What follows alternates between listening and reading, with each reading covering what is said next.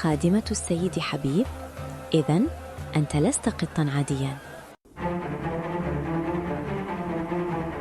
اسمعني جيداً، إن كنت تفهمني سأساعدك، لكن علينا الحذر. أنت؟ ماذا تفعلين هنا؟ جئت لأخذ متعلقاتي، تركتها حين كنت أعمل هنا. خذي ما تريدين واغربي عن وجهي. نور الهدى كانت النور الذي أنقذني من الظلام، كشفت السر وواجهت الخطر دون خوف. هذا هو الكتاب. ما هذه التعويذات؟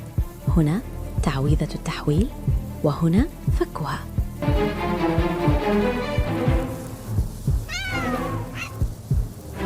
هذا هو النبات، علينا الهرب الآن. هيا بسرعة.